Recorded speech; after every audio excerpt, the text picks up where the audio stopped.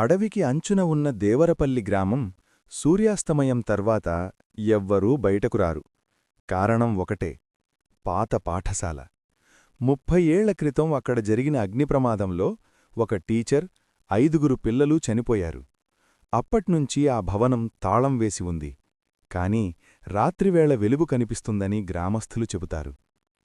ఒకరోజు జర్నలిస్టైన అర్జున్ ఆ గ్రామానికి వచ్చాడు. భయకథలు మాత్రమే అని నవ్వాడు. నిజం తెలుసుకోవాలనే ఉద్దేశంతో రాత్రి పాత పాఠశాలకు వెళ్ళాడు. గేట్ తానే తెరుచుకుంది. లోపల అడుగు పెట్టగానే తుప్పువాసన, కాలిపోయిన చెక్కవాసన కలిసి గారి భారంగా మారింది. హఠాత్తుగా బ్లాక్బోర్డ్ మీద చాక్ శబ్దం. హాజరు తీసుకుందాం. అర్జున్ గుండె వేగంగా కొట్టుకుంది. ఎవ్వరూ కనిపించలేదు.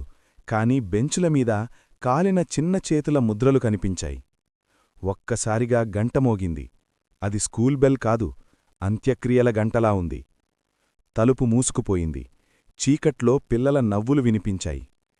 టీచర్ వచ్చారు. మంటల్లో కాలిపోయిన ముఖంతో ఒక స్త్రీ ముందుకొచ్చింది. ఆమె కళ్ళు లేవు, కాని అర్జున్ వైపు చూస్తున్నట్టు అనిపించింది. నువ్వు ఆలస్యంగా వచ్చావు అంది. అర్జున్ పరిగెత్తాడు. కాని ప్రతి గది అదే క్లాస్రూంలా మారిపోయింది. గోడలమీద పిల్లల పేర్లు రక్తంతో రాసినట్టు ఉన్నాయి. అందులో అర్జున్ పేరు కూడా ఉంది. నేను ఇక్కడ ఎప్పుడూ చదవలేదు అని అరవాడు. అప్పుడే అద్దంలో తన ప్రతిబింబం కనిపించింది. చిన్న పిల్లవాడిగా స్కూల్ యూనిఫాంలో, తలపై కాలిన గాయం. నిజం అర్థమైంది.